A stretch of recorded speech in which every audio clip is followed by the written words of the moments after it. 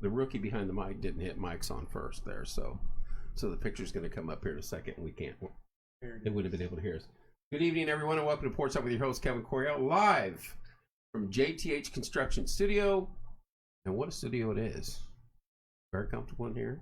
Comfortable. Yes. Nice and cozy, despite me trying to tear it up with everything I got going on here. New project. Boss said it's a project, so that'll look better stained. Okay, we got you. Yeah. What's up, Mike Minty? How you doing, sir? Before I get to our sponsors, quick weather note. Tomorrow morning, we're supposed to have some nasty weather coming in. Freezing rain, snow. I think there's a warning or alert out for just a weather advisory out for most of central Indiana. Be careful on your... hello, Rob Helms. We'll be in studio soon enough. Be careful on your drives into work tomorrow. Hopefully it's nothing bad. We've been lucky this winter so far to be this far into it and haven't gotten a lot. So, real quick, and I can't do it too quick because one of them's sitting right across from me. Our sponsors tonight, American Basement Solutions, and that gentleman sitting right across from me, Mr. Larry Ralph. We appreciate them being a sponsor of the show. Trapper 10, for all your nuisance animals, contact Trapper 10. Reps Fitness, Corey, you still working there? Yeah. Okay.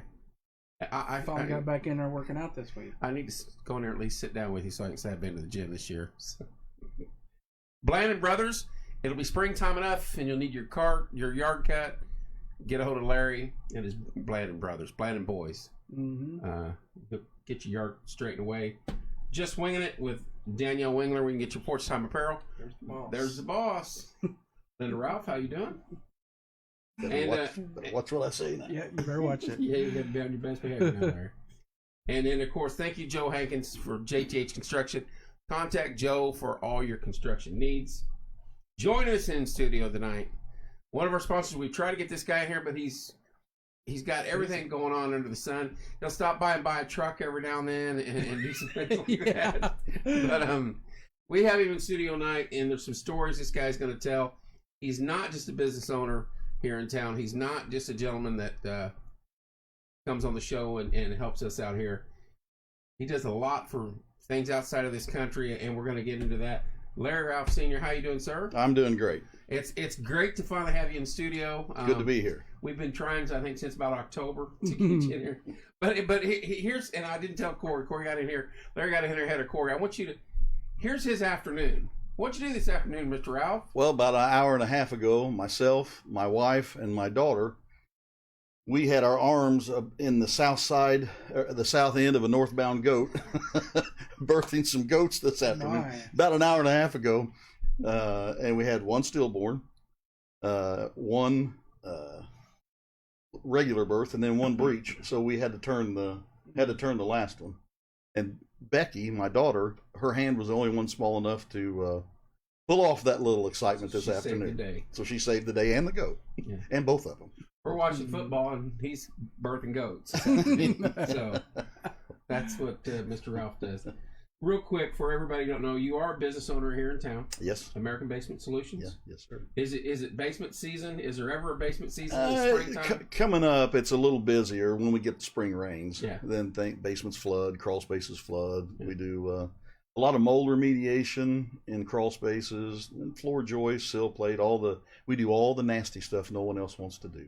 Somebody's got to do it. Somebody's got to do it. How long have you been in business? This will be, 19. Oh, wow. 7. Long time. Long time. That's 2013. That's a long time. Long time. Wow. And you right here in town. Yes. Your numbers on the card. We talk about it. Are you local? Do you branch out? We run about a 3-hour circle. Our guys will run. We run a lot in Louisville, Cincy, Fort Wayne, Dayton. About 3 hours from Martinsville, one way or the other. Wow. Every direction. And of course, you stay busy. It seems like. Yeah, we do. We stay busy. We've had a couple, 3 really good years. Yeah. We'll see. Well, hopefully, I mean, I hate wishing that on anybody, but hopefully you're busy this spring. I love the chuckle. Yeah, we'll see. Hello, Colton. Hello, Ashley. We're joined with Mr. Larry Ralph Sr. And I mentioned this before we got on air. You guys don't know it. Most of you probably don't. He does a lot of charity work outside the country. and he goes to a place called Haiti, and I'm sure you guys have heard of Haiti. And I told him, I said, the only thing I know of Haiti is voodoo, hot weather, and some crooked politicians are normally down there. And earthquakes. Earthquakes, I stand corrected. And I couldn't imagine. A close I've been to that's Panama, and it was 1,000,000 degrees there every day, and we had some luxuries even in the jungle. Yeah. But what got you interested in doing charity work down in Haiti? And explain to the audience exactly everything you do, sir. Well, we started working in Haiti in 1984. It was my first trip in. I went in on a short-term trip with, just like we take people in now, I went on another short-term trip with Northwest Haiti Christian Mission. Okay. And we were working with a medical team, and we had a couple different positions that I was the biggest guy there, so they put me in charge of crowd control. And so we devised these plywood gates where we would allow people to wait in line and kind of do some triage to let them get to the doctors. Anyway, we were there, less than 24 hours, and my wife and I both were working with the medical team. We had a couple babies with that team that literally died in our arms, just within 24 hours of being there. And so, that's pretty rough for a guy that, I'd never experienced anything at all like that. I worked in a window factory at that. And so I'd never been around medical teams, never been around anything like that. So a little later on, after the two babies had passed, Dr. Johnson from Calhoun, Kentucky was there. And he was a close personal friend of ours. And I said, wow, Doc, what's the deal? Is this even real? What? And he said, well, Larry, if we'd have been here in time. I said, what do you mean? And he reached in his pocket and he pulled out these 2 pills, Farval, I think it's Pharval, 2 pills. And he said, if we'd been here in time, we could have saved them. I said, wait. He said, well, intestinal parasites. He said, at home, we worm our dogs, and here, they couldn't even get worm medicine. And I said, what? God, I couldn't believe it. I was just stunned. I said, what in the world are we talking about here? I said, what they cost? And he said, about $0.25 a piece. And I said, so you're telling me for 50 cents or so we could have saved, a couple of those kids? And he Ruth, Larry is the best. He said, yeah, that's the truth. So anyway, I just wanted out. I swore I'd never go back to Haiti. This was 1984. I swore I'd never go back. We were just done. I couldn't do that. That was beyond definitely my pay grade. And so that seriously would. So we wound up that trip the whole time just thinking about those babies dying, and got back home and just tried my best to put it out of my mind. I didn't really want to think about it. But I'm a pretty big guy, and I went back in the window factory. I drank 2 Pepsis every day for lunch, every single day for lunch back then. And now I drink 2 Diet Cokes. But anyway, back then it was 2 Pepsis. And I thought I had already dealt with it, put it out of my mind. And so I went back at this particular day at lunch again, in front of the Pepsi machine. And I pulled out that first quarter and I popped it in. And you hear the ching, ching, ching, ching, ching down the Pepsi machine. And so I pulled the second quarter out and I popped it in the machine, but I didn't hear the ching, ching, ching, ching, ching. And immediately, mentally, I was kind of like transported back to Dr. Bob pulling those 2 pills out of his pocket and telling me they were $0.25 a piece. And I just realized what I had done. Quarters. What could have been done with them. So the men's restroom was right around the Pepsi machine. I went in there, sat down, and I cried for about 20 minutes. So I got up from there, went home, told my wife, I said, I don't know what we're supposed to do. I don't know what we can do. At that time, I think I was making $10 an hour and she was making like $3.65. I said, I don't know what we can do, but we got to do something. So we ended up going back to St. Louis Denard, and I found a 12 by 16 room, about the size of this. Mm-hmm. And I found a guy that wanted to pastor a church and a guy that wanted to run a school.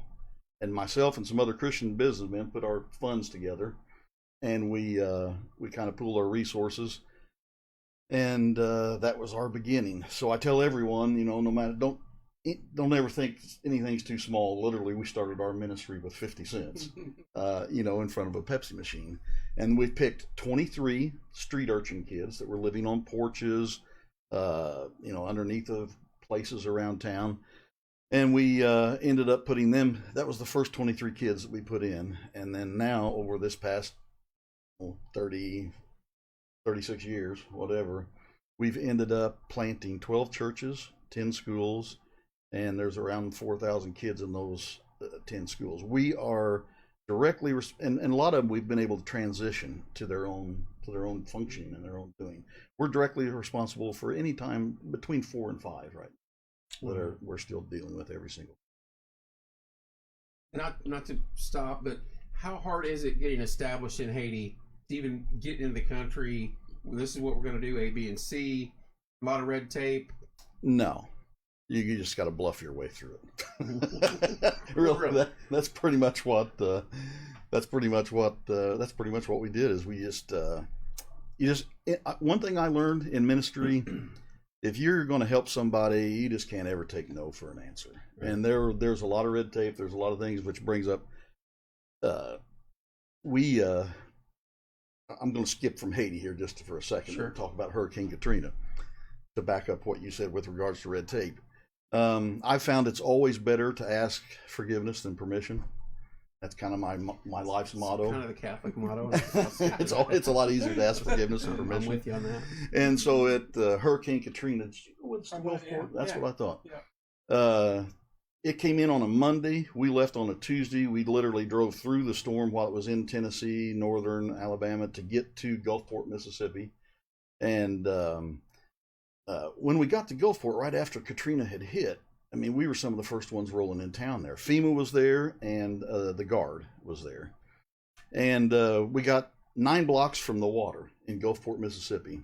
And I had, I think, 7 trucks, trailers, 7 trucks. And we had a pretty big convoy. 7 trucks and trailers. Or did you pick them up as you went?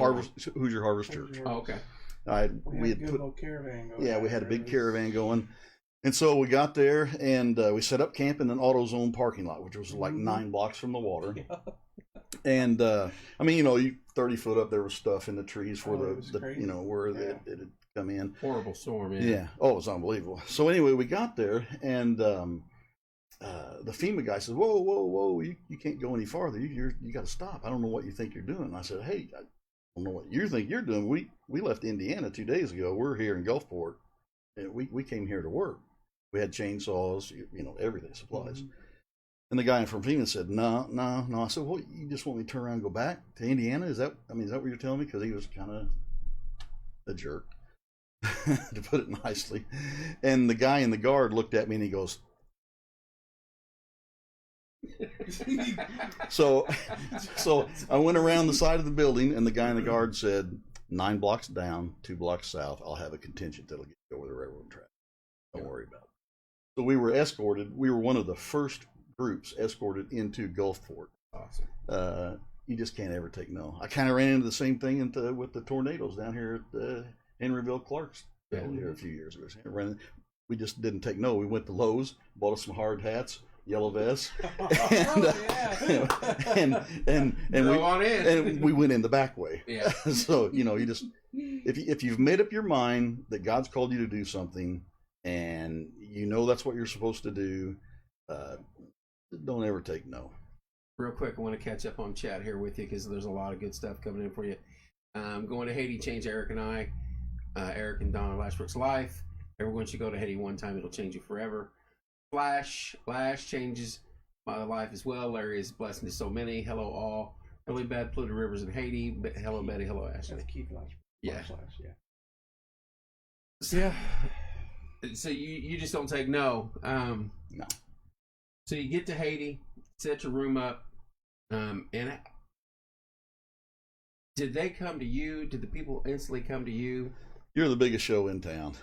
I mean, when I first went into Haiti, it's no phone, no lights, no motor cars, not a single luxury. It's kind of like Gilligan's Island. So we went in, we set things up, and of course, you're talking 1984. Things were a lot different even there then. Yeah. And you didn't have the video, you didn't have the cell phones, you didn't have. They knew a lot less about the outside world up at that. But they were very sweet. Your life on the line too down there, because I'm sure crime and anything else it doesn't sound like there's a whole lot of security for anything. Oh, for sure, not in Port-au-Prince, yeah, in the capital city. But St. Louis Denard is kind of like Mayberry RFD. I mean, you know, everybody knows everybody, and so literally we were there during the coup in 1991 when they overthrew Aristide. I had a group of 21 people there, and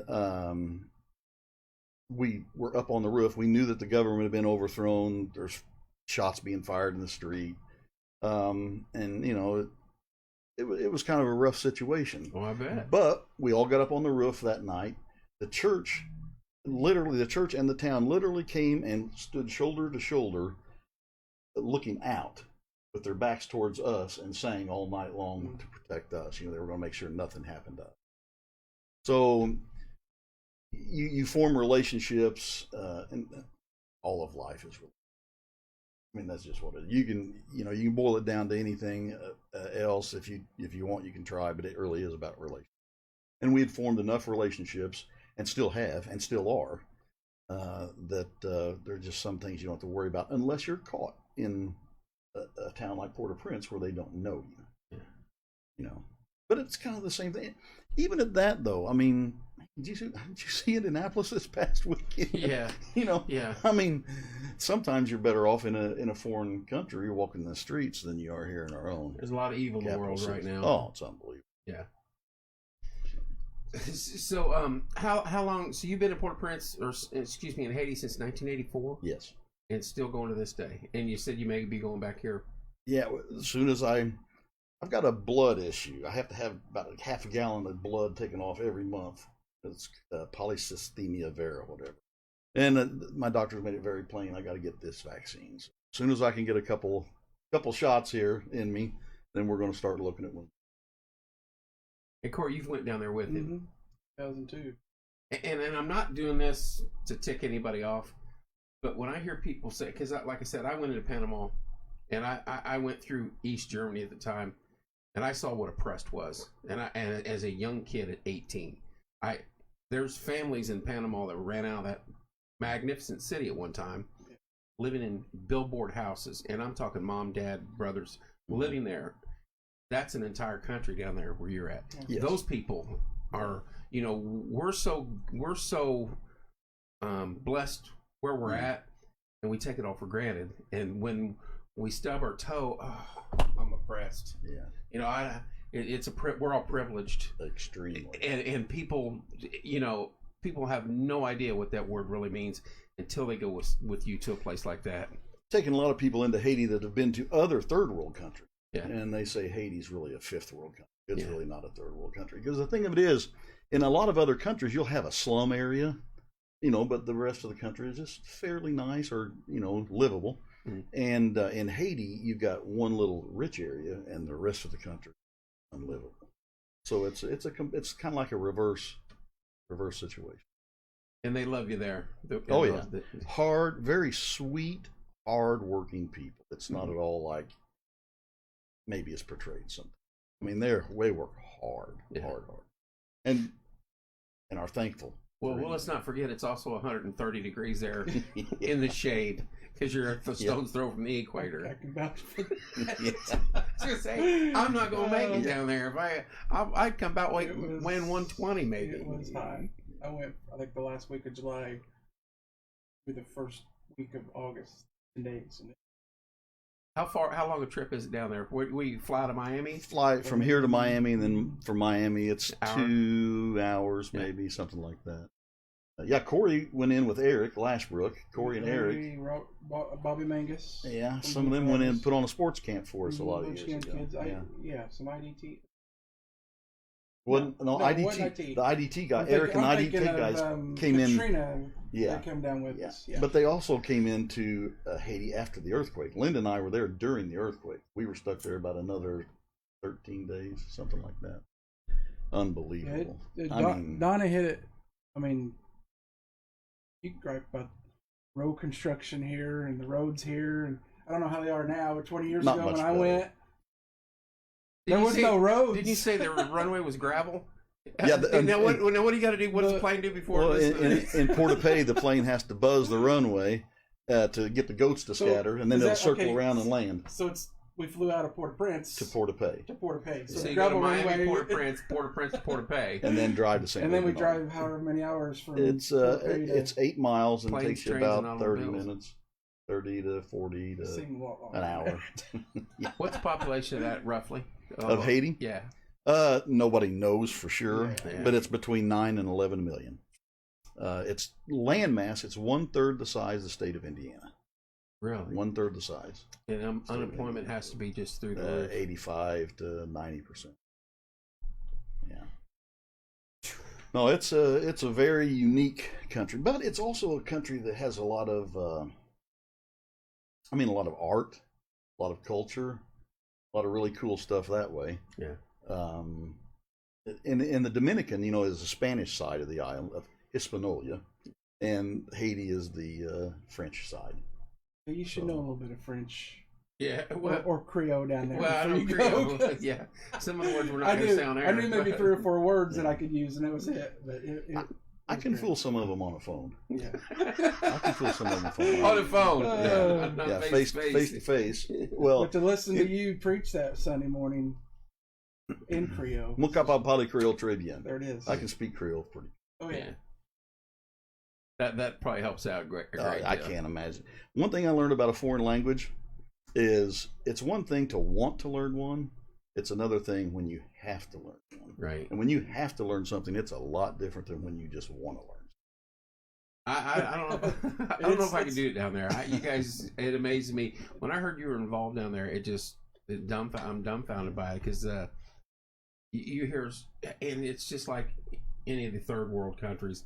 You hear just bits and pieces of good and all the bad that surrounds the whole country, but there's people like you putting their foot in it and putting a foothold and making things work. The other thing is, our government sends money just out the wazoo to all these countries, and it never gets to where it should go. Millions of dollars. I can take $1 and do something with it that our government it'd be, $100,000. It's just Didn't they post the ratio of what you can do versus what is done with the money is just unbelievable. Yeah, didn't they post the billions that had been sent there supposedly?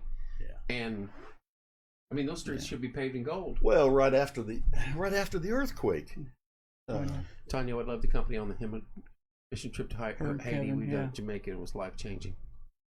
Right after the earthquake, they literally went in, and instead of really asking the Haitians what they needed or try to get to the bottom of it, they went in and put these magnesium aluminum road signs from Port-au-Prince north it looked like it was about every 50 feet. It may have been about every 100 feet. I don't know. But I went in, they had done all that, and I just couldn't believe it. What a waste of money. And the very next trip in, they were all gone. And you know what they did?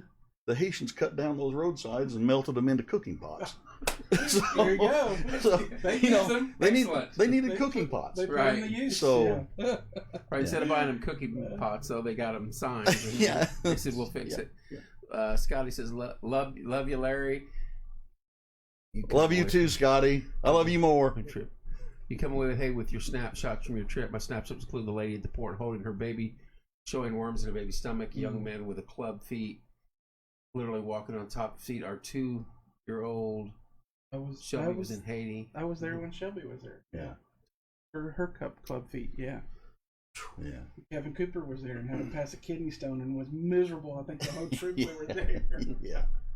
So how long does the trips last normally when you go in? Usually 10 to 12 days. We try to get 2 weekends and a week. In a week. That way people are usually only taking off work for a week. Mm-hmm. And then there's opportunities to stay longer, but the group trips, and we try to. And Linda does most all the cooking now. We got a couple of Haitians that help. We serve a lot of American food, and then we'll usually have Haitian meals a couple nights during the trip. Now, let's just talk Haitian food for a minute, because we do like food. What is their primary? Is it beans? Well, one day they have beans and rice, and the next day they have rice and beans. So just that's kind of the way it goes. See, my instant thought was they got goats. And they do. Yes, and we do. Typically, when we do a Haitian meal, we'll do Creole chicken, which the Haitians make that, or we'll butcher a goat. Out on the town one night, at a certain restaurant we had. Yeah. Yeah, you kind of have to watch what you do down there. The one thing this group that's going in with us these days, Dots and Blue Water, they do a lot of water filtration. I was going to say, water can't be good to drink. Water's a big deal. If you don't have clean water, I mean, it's just, you don't have anything. But if you've got clean water, you can go a long ways in life. That's really pretty much all it takes, because you can eat the grass if you have to. But if you got clean water, you can march forward. And so we've been taking in these bucket filters, usually 100 to 150 5-gallon buckets at a time, with these Sawyer filters, and you can take the nastiest ditch water on the planet, put it in that bucket, and then it will gravity feed out into another bucket, and it's like 99.99% pure.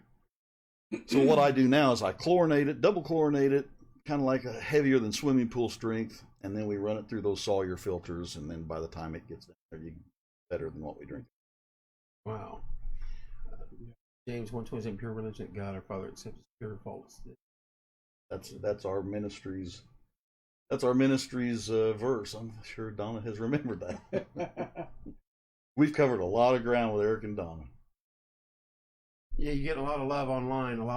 You're well known here around what you do. That's for sure. We were there, like I said, during the earthquake, and I was up in. I got an apartment that I built on top of the church, and I was up in that. And I was talking to one of the doctors there, the Haitian doctors, and I saw my bed start to dance across it was literally dancing across the bedroom, and I thought, oh crap, So I said, tremblement de terre, earthquake. So we ran out, and Linda ran out with Pastor Joel. We were standing in the courtyard, and I knew then, I didn't know the magnitude of it, but I knew that something. It was like an 8.0 or something nasty, wasn't it? It was just unbelievable.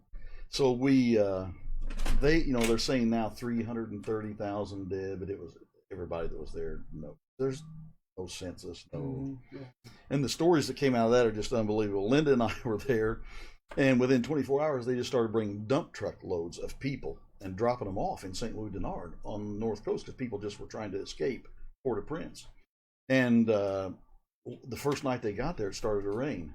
And I was begging them to come in the church, come in, get it. And they refused. They would sit out on the street with a tarp over their head, but they were not going to go in another building because they had come down. And man, some of them had jumped out of windows. We had kids.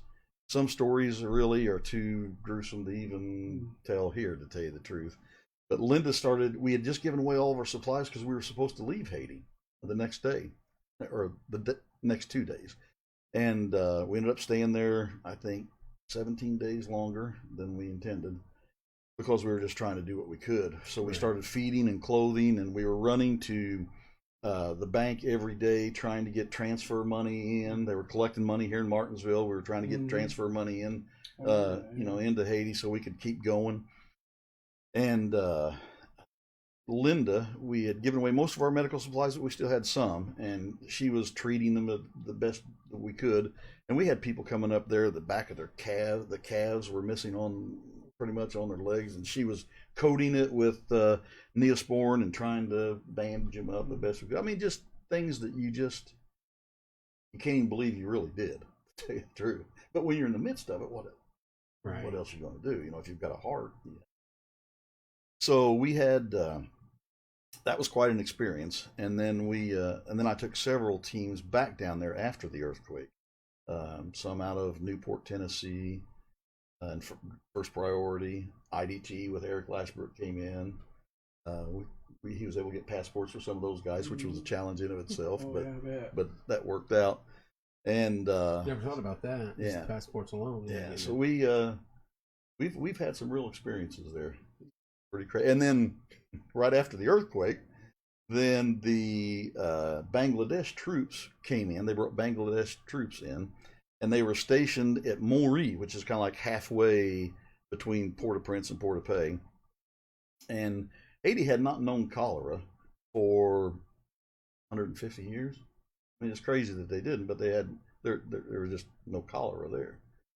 And those Bangladesh troops started emptying their porta potties in the river at Moree, and they came in with a specific strain of cholera that spread like a wildfire through the country. So they had the earthquake, then cholera back on top of it. One right after another. Yes. Yeah, that is for you. Yeah. Okay. Yeah. Wow. And you guys head down there and go into the heart of it.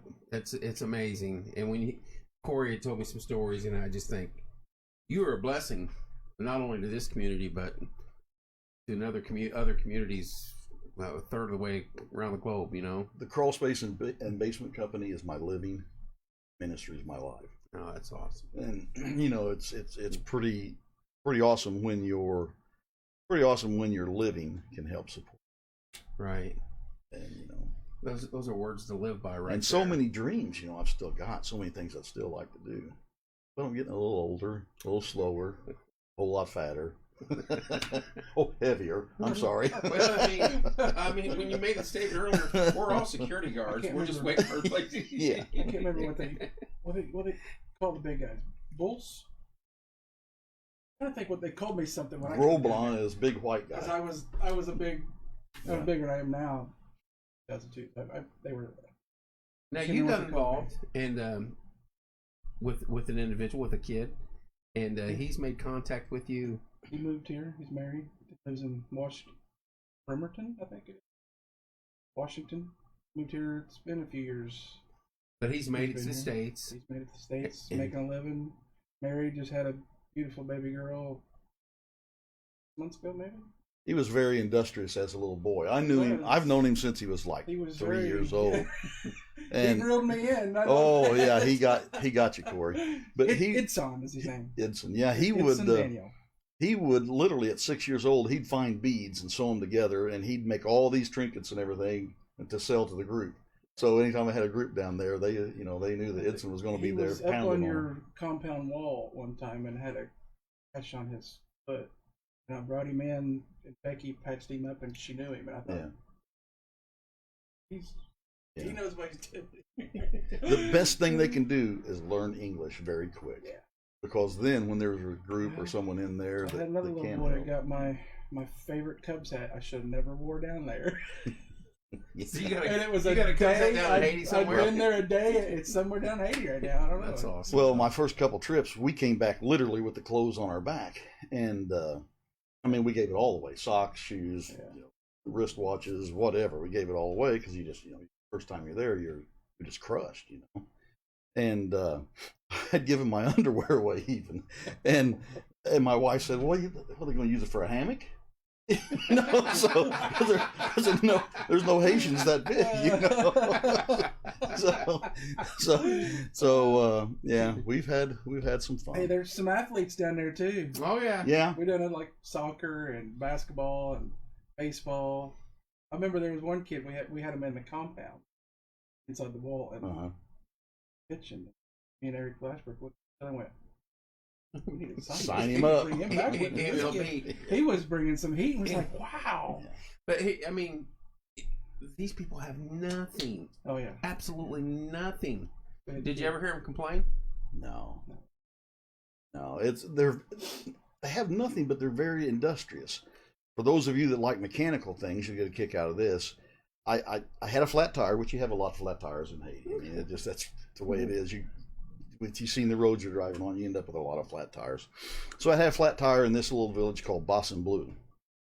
And you step out of the car, and here's this guy that has an old Lawn Boy mower frame, and he's got a Briggs & Stratton engine on it, hooked up to an old Chrysler air conditioning compressor, hooked up to a propane tank with one of those little Honda Robinette gas tanks on it. And so he's literally went to the junkyards everywhere he could find and found all these pieces. And he could, of course, start it with a rope. You wind it around and pull it. But he would start that compressor up and fix your tire. Wow. Probably ran like a dream. Better than anything back here. It's pretty amazing. Well, they take what they can and make it work for them. Yes.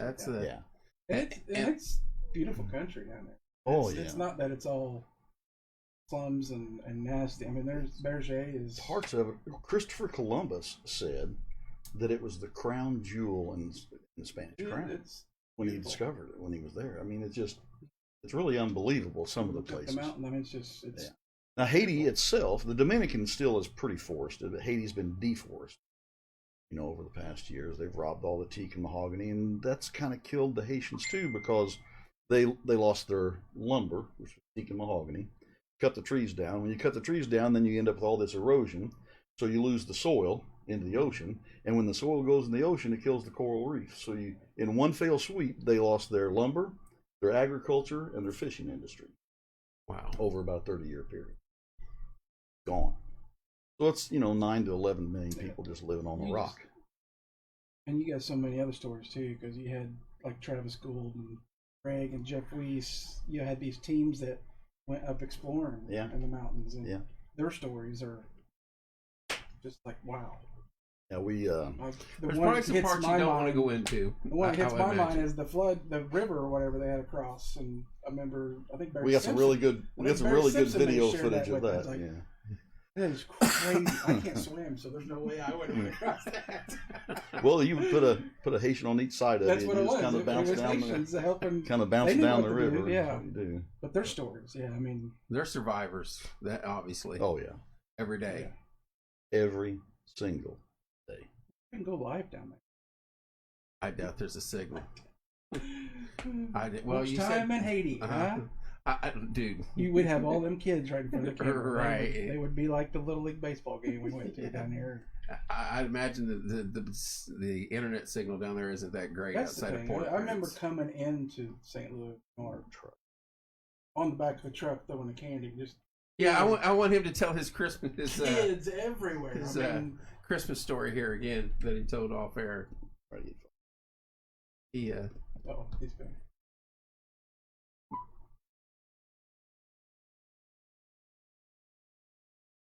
Making a phone call. Are we going live in Haiti? Calling Haiti. Maybe.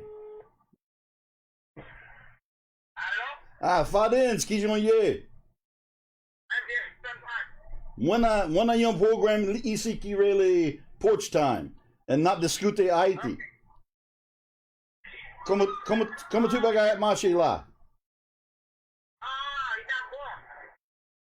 Qui côté où y est Konya? Qui côté où y est Konya? Où Saint-Louis? Est-ce que tu bagailles bien? This is awesome. Julie knows it's Fadden's.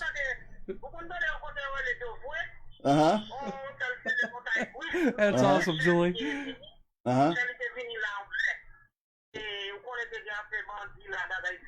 Oui. We're getting des moon là qui gagne temps poster sur Facebook. That's funny, everybody. Qui reconnaît tout. That's funny. Everybody knows. Peut-être prochaine fois on a fait une vidéo.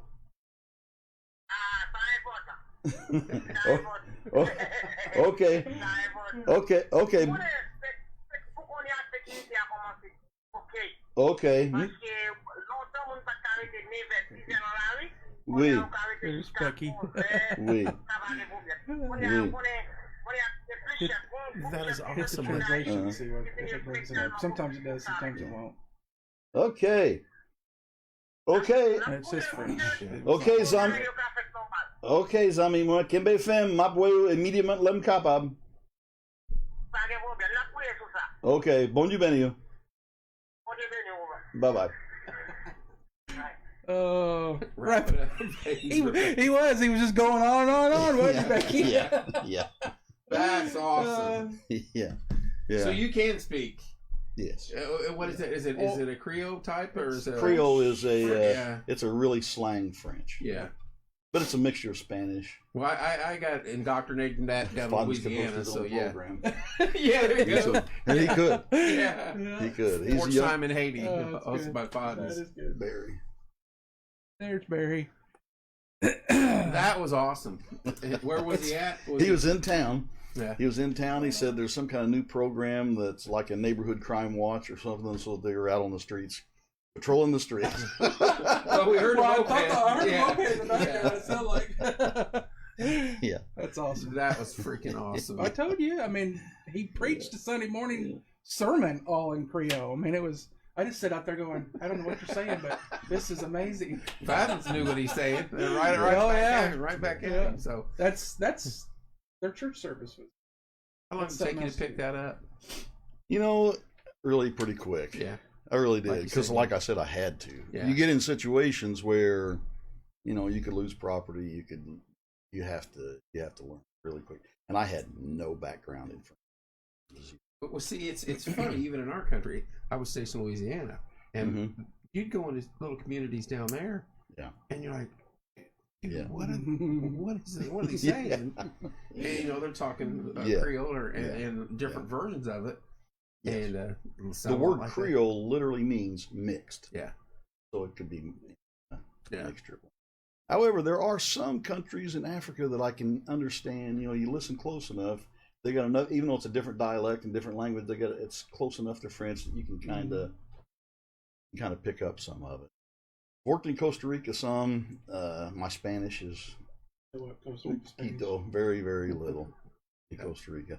But I do know that Spanish is the language. Yeah. He's at a shoe shop? Yeah. I do know that Spanish is the language we're all going to speak in heaven. You know why? You know why? He said, I think Spanish is the language we're going to speak in heaven. Why? Because it's going to take an eternity to learn it. Hello, Larry, Kevin, Corey. I'm a fellow Haitian missionary. There's Tim. Yeah. What's up, Tim? Did Mr. Ross? Yeah, Julie. Same here, Julie. Dan's family in Haiti. Kenneth's asking that. Yeah, Tim Cooper's been in with me. Is that Dan's family? Did you minister? I know of them. Yeah, Barry Simpson's unbelievable. Yeah. Man, every morning we got a group there. He gets up 4:30, 5 o'clock. He's got the coffee on, so when everybody gets up, they got coffee ready. You don't sleep in down there. No, I got coffee, you don't sleep at all because it's when I went. Donkeys. So stinking hot. I couldn't sleep. Did you bring a fan? Battery operated, but I don't think it was so hot. I think before the air hit me, it was cold. Yeah. I'd have to have a fan. I don't care if it's something I throw myself. We have started running the generator pretty much all night because it cost me about $60 in fuel for the night. Is it the same compound or yes, same place. Yeah, same place. Yeah. So we are running the generators of the night, and that way we can have a little bit of air movement, and it does make you sleep a lot better if you got just a little bit of air. Oh yeah. Ruth wants you to hit again on how many schools, churches, and orphanages you started in Haiti. We've planted over the years. We've planted 12 churches. Julie, no fan, no generator. We've planted 12 churches, 10 schools, and in those 10 schools are around 4,000 kids. We are only administering now 4 to 5. Over the years, we've been able to transition some on off, and they're on their own and making it. One thing we've done different, I think, maybe, is made sure that the leadership bred leadership. In other words, out of those 23 kids from 1984, they've developed into pastors and policemen, and they've gotten an education through our program, so they've been able to do things. And a lot of the teachers in our schools now are some of those first and second generation of kids that came up through our program. That's what you want. They carry on that tradition. And you have to be stubborn enough to never ever. That's what you have to do. Myron says, "Miss the sock filtered coffee." Yeah, Myron. Yeah. They used to talk about hearing the drums. Yeah, I love you, Myron. I miss you. We talked about that earlier, Kenny. Yeah, I was witness to that in 2002 when I was down there. So off in the distance. Yeah. It's just a different, and that's what when you hear these younger generation, we're oppressed, and we're not given everything we want. Yeah. Yeah. Take a trip with that man and let him show you. It's an adventure. Tell your Santa Claus story. Just about how great that is down there. Early on, my wife and children and I were even living in Haiti for about a 6-month period of time. We went in right before Christmas, and we were in Port-au-Prince, had our rented car at one of the hotels we'd left there, which a hotel there is not exactly like a hotel here. But anyway, we had left our car there, and we were going to go in and put on this big Christmas, extravaganza. So we bought live turkeys and we tied them on upside down on the Isuzu Trooper, and a couple of goats, tied them up, got them all wrapped down with our luggage on top. And so we drove this 13-hour trip from Port-au-Prince to Port-au-Pay, and of course the goats are, the whole time, and the turkeys are, They're no not turkey happy. sound too, Corey. Anyway, then we stopped at Port-au-Pay, or just outside of St. Louis Denard. We stopped just outside of St. Louis Denard, where our home compound is. And I had taken a Santa Claus costume. We had a bunch of candy. So I put the Santa Claus costume on, got up on top of the Isuzu Trooper. And as we were going through town, I was throwing candy out and waving, there it's Papa Noel, the Santa Claus, So all the kids were getting a kick out of that. And, it's all open sewers. There's no sewer pipes underground. It's all open sewer ditches. And so we were going through town, and then a kid ran in front of our vehicle. So my wife slammed on the brakes, and I tumbled off the top of the roof, grabbed the windshield wipers as I was going down the hood, and I cleared the sewage ditch by about 6 inches. And if I'd went any farther, if I hadn't had those windshield wipers, thank God for windshield wipers, I would have been about neck deep in It'd sewage. have been poo-poo Noel. Yeah, it would have been, at least. Wow. Or worse. And the key, no sewage. No septic. No nothing. It's different now in some ways. It is kind of still like in some areas stepping back in time 500 years. There are some developed areas. Cell phones, about 10, maybe 15 years ago, we got cell phones and mopeds. So, and that changed St. Louis Denard forever. Yeah. Some for the good, some for the not so good. How many other groups go in there on a yearly basis? Is there a lot? A lot. If you pull now Haitians, the drug use in Haiti is, it's insignificant. Nobody can afford it. It's just not. It's there's no natural. They may smoke marijuana or something once in a while, but even that's pretty rare. So there's not a lot of drug use in Haiti, but there's a lot of drug trafficking. Okay. So if you pull the drug money and the missionary efforts out of Haiti, it collapses overnight. It's on a razor's edge. Their economy, their lives, it's always on a razor's edge. Despite the billions of dollars that's supposed to have gone to the... Yeah, it never gets to where it's supposed to go. Somebody's getting rich, but nothing to do with Haiti. Oh, it's after the earthquake, that was the biggest joke of a thing you've ever seen on the planet. We took teams in, and we were walking around some of the tent cities that had set up after the earthquake. Yeah, Papa Noel tombe, Papa Noel fell. Yeah, that's right.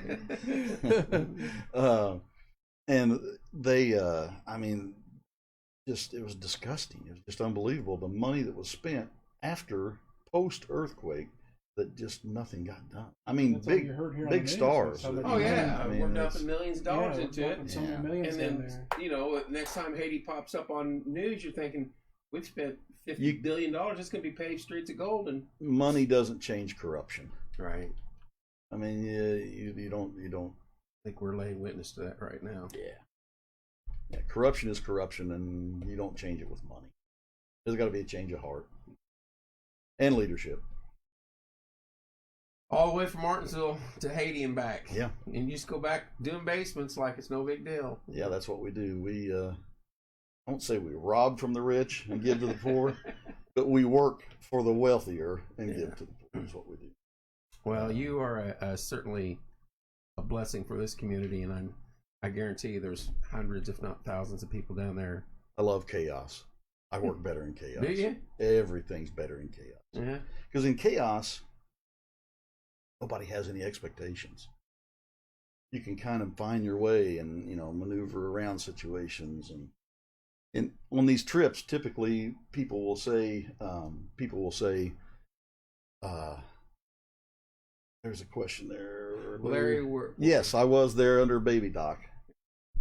I was there under Baby Doc. In fact, I was in '84, and Baby Doc was over. He left the country with some coaxing in 1986. And Becky said he had chaos prior to coming in tonight. Yeah. The goats. Yeah. Did and I'm hitting close to home here. Linda, did she know you were this adventurer, go-getter prior to becoming? Yes. Yeah. So she bought into it early, and then she's along for the ride. Here's the thing about Linda and I.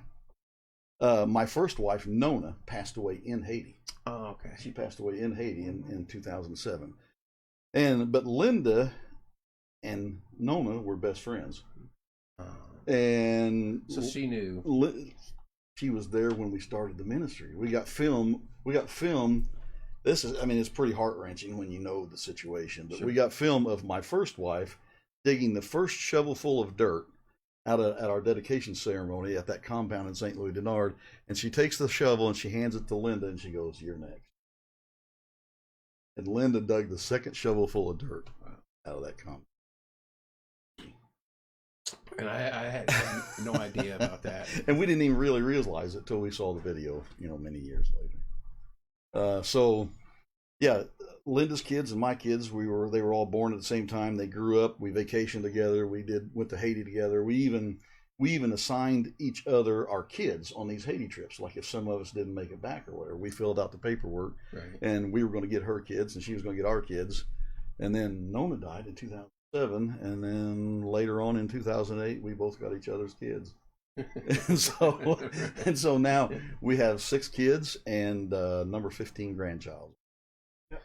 And more goats after today. More goats. Yeah, but we are done. I've got a bander.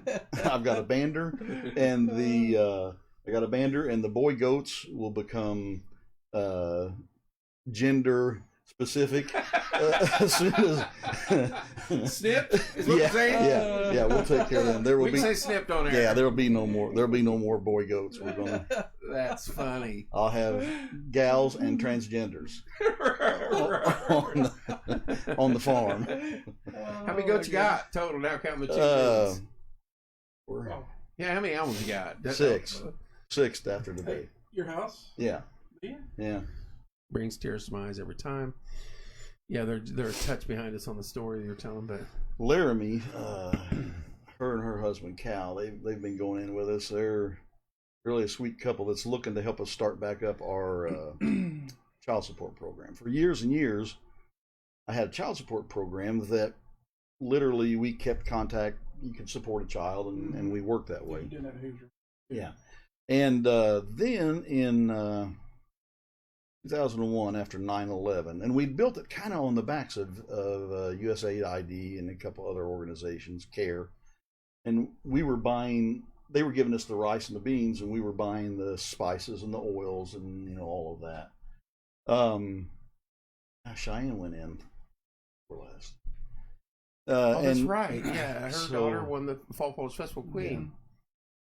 Yeah. So we went into we had this child support program going, and we're feeding the children every day. And then 9/11 happened, and CARE pulled out of everywhere in the Caribbean, and they started doing food drops in Afghanistan. All the resources went to the Middle East.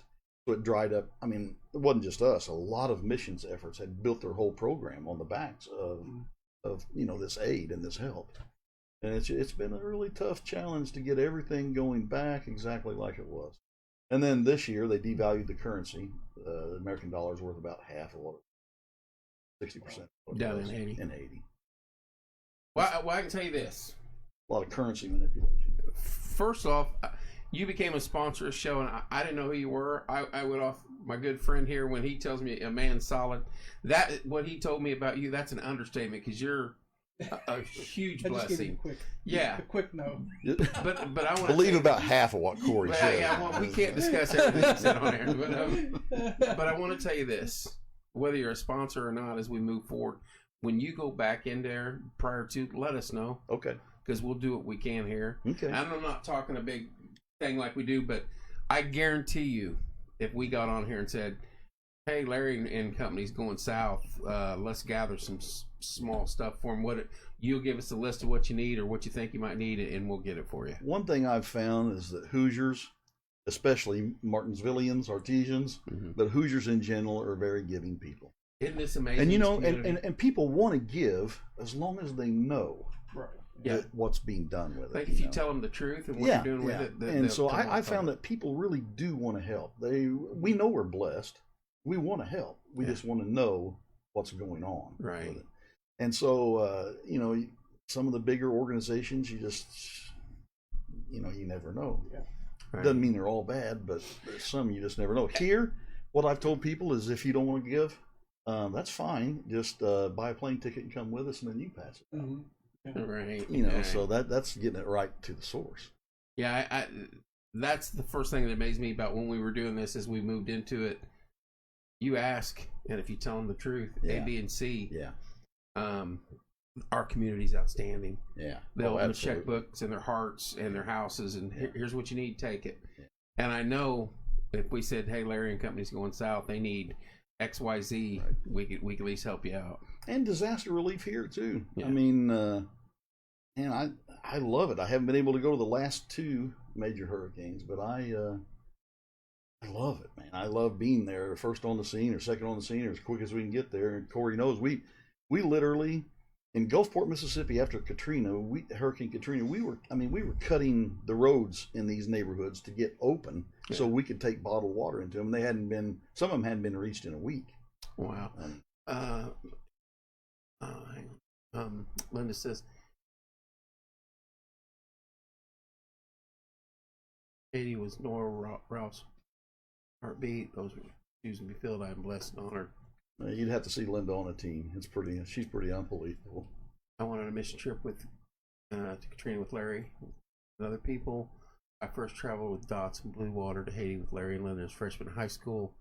You have special love and passion. Yeah, because did you come back from Katrina and then go back down? Several times. Yeah, because I think my wife and Pam went. Yes. Pam's watching. Pam and Michelle went down. Pam and Michelle second trip. Yeah, I think so. I went down with your first trip. We actually took some medical personnel, some nurses and stuff from here, and joined up with some medical personnel from another couple different places, and started a medical clinic there at a Baptist church on Barnabas Drive or something in Gulfport. I can't remember, but anyway, we started it when we first went down there. It kept rolling, and other doctors and nurses that had came in just went there and worked. And here's another story of why you just can't ever take no. Literally, you had to have Red Cross certification to open up training to open up a medical clinic in Gulfport, and I get it. I understand that fully and accept that. But we had a line of people in Mississippi backed up probably 500 feet, shoulder to shoulder, just trying to get in to get, cuts and abrasions and whatever looked at, just minor stuff.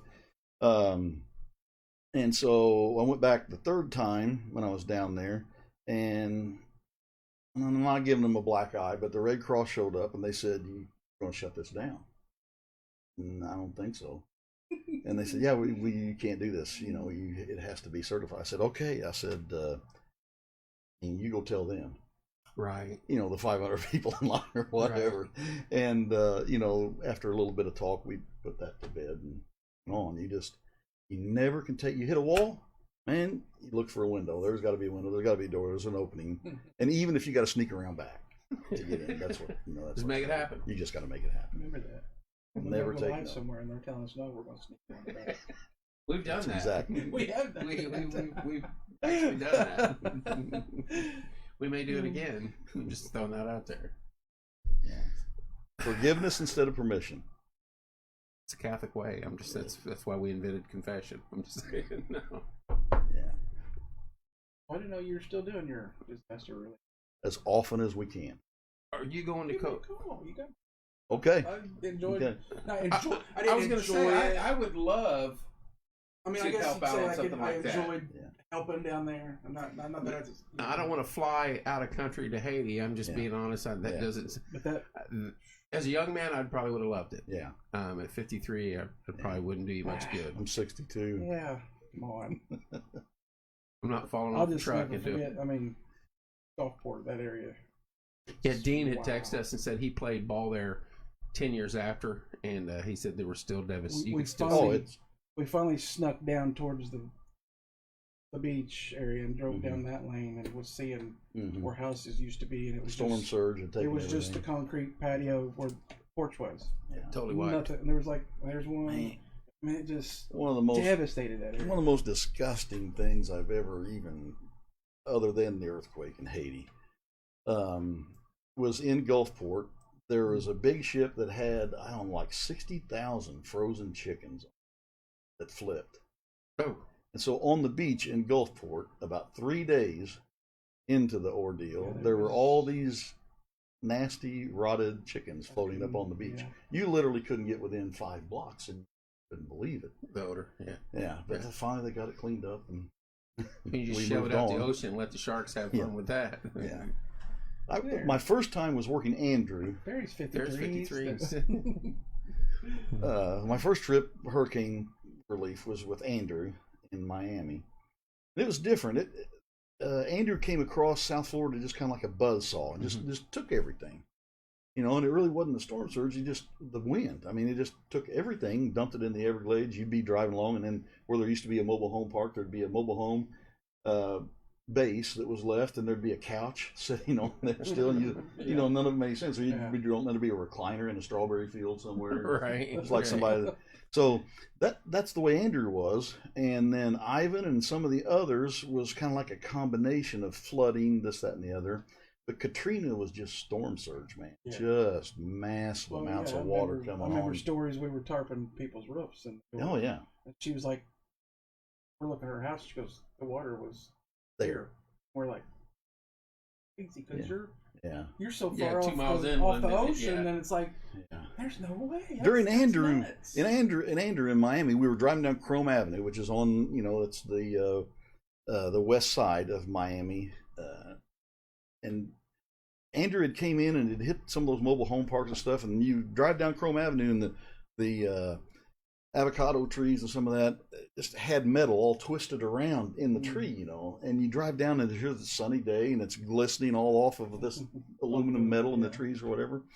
So you could tell that was done by wind. But then Katrina in Gulfport, when you and I got there and we set up in that AutoZone parking lot, you look up in the tree and it's like stuff had floated to the top of that tree just clothes, whatever, shoes, whatever, were hanging in that tree, and you could tell it had been floated in there, not blown in there. Right.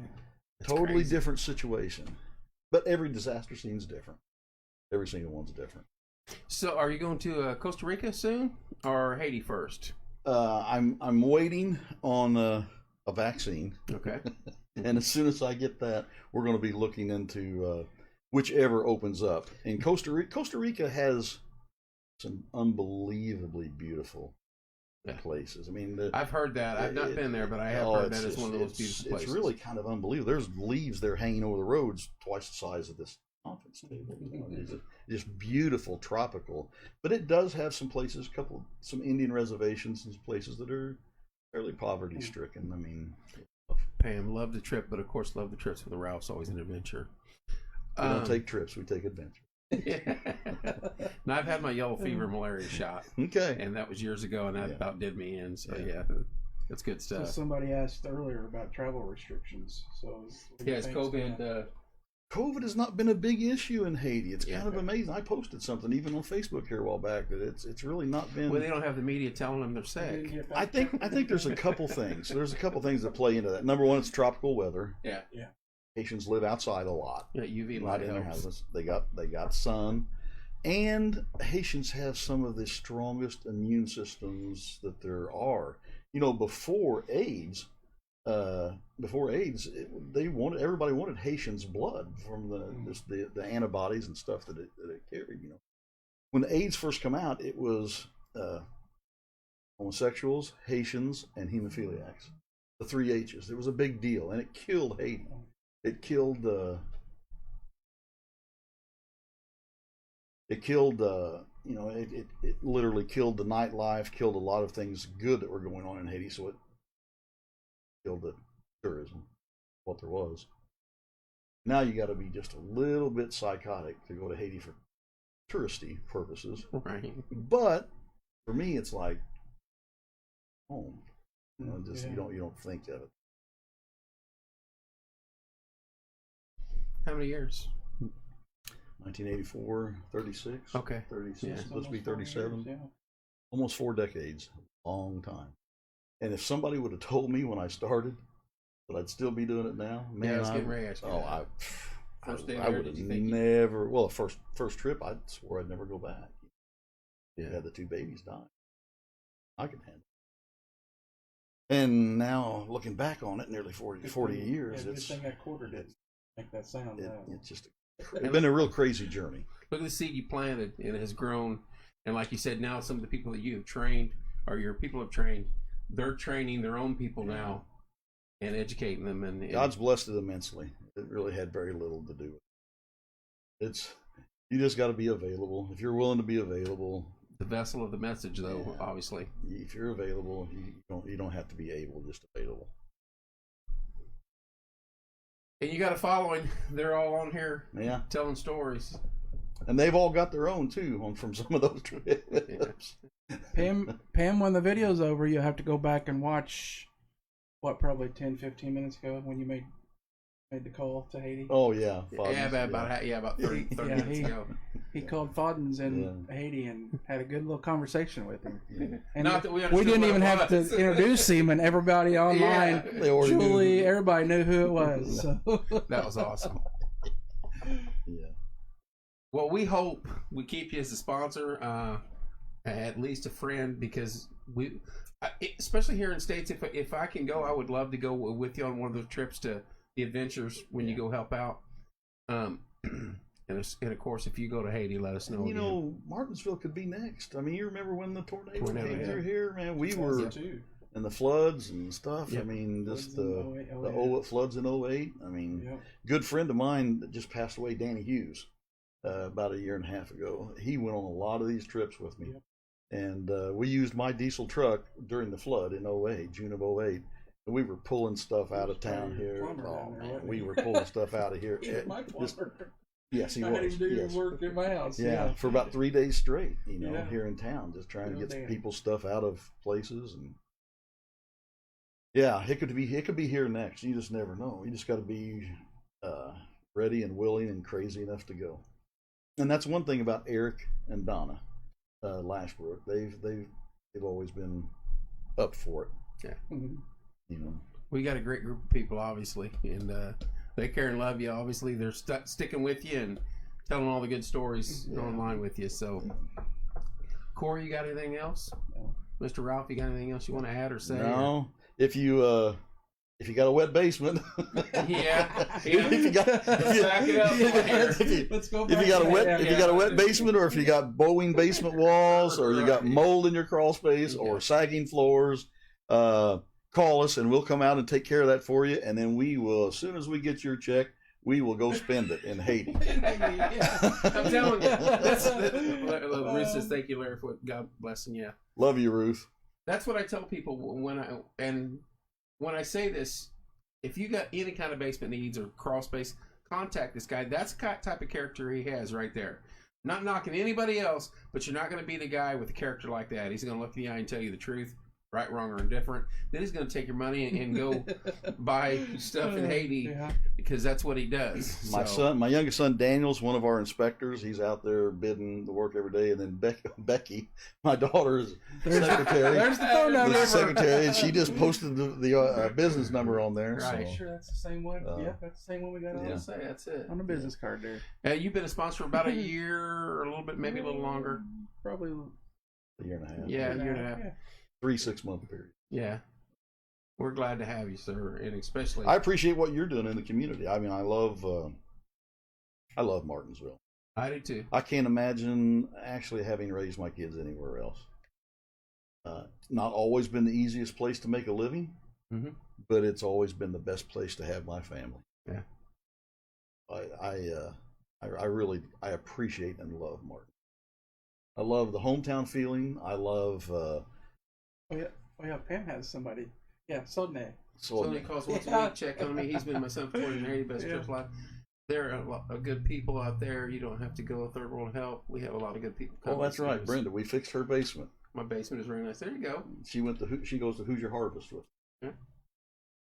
Well, you're the reason. You're one of the reasons what makes this town, this community great. People like you, and there's stories like you out there, and to get them out And you didn't come and ask us, Corey. We got to get him on. When he started telling me stories, like, get him in here. That's magnificent. Yeah, so we'll introduce these basement solutions. We'll go 2 minutes on that. Yeah, talk about 8 years. There's a lot of really good people. Yeah. In this town, in all small towns, Yeah. but Martinsville's really got a special place in our hearts. You're one of them, sir, and we appreciate all you do and all your following. Thank you so much for coming on and Glad to be here. Us. We'll have to have you back when we start cooking again, because we're going to get him on the griddle out there and let him show you what he can do out there. Okay. So. And I'm serious. Me? Yeah. When you got something comes up, let us know, and we'll rally the troops and try to get you some stuff to help you out. Well, how are you with goat? Take the Blackstone to Haiti, Corey. Yeah. There you go. Well, no, we could do it here. I mean, I was gonna say, I don't think you're talking about Haiti. Yeah. Oh, we might be out live from the Ralph farm. Hey, we can try it. Barry says go. Yeah, Barry knows it's not bad. It's pretty good. That's good. All right. Thank you again, sir. Thanks for having me. I think Becky's commenting and all like Creole and stuff tonight. Didn't she? Yeah. What's It's that? Cabri goat. Go. They go Yeah. and Yeah. And Becky, bless her heart, Linda and I did our best with this breech goat tonight, and Becky's hands are about 1/3 the size of mine. good job, Becky. And she We was got to able see her. to save a baby goat today. She was able to go places there's no way I could. So, all in today's work, though. Yeah. Obviously. yeah. That's good. Oh, that's awesome. Save 2 of them. Larry, we'll have you back on, sir. Okay. We have to get you in here when we do one of our fundraisers, and especially help you out with one of yours. My goats are not hay. Yeah, Linda is not going to let us. Are these Linda's goats? Yeah, oh man, are you kidding me? I got video of her. I mean, 2 of these Linda bottle fed all year last year. It was kind of like our COVID getaway, was to walk out to the goat pen and she would feed the goats. Yeah. Yeah. Now, are these God bless you too, Mike. full goats, or are these those little cute ones you see popping all around? Donna, my biggest mistake was naming and getting attached to a goat in Haiti. Yeah, that was a mistake, Donna. Did it become dinner? The very next day.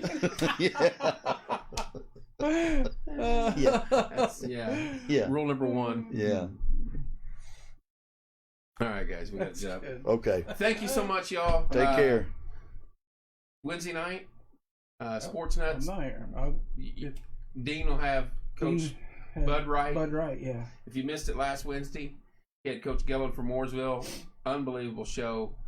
Good times. It's our second show we do now. Bud Wright is the Donna said she couldn't watch.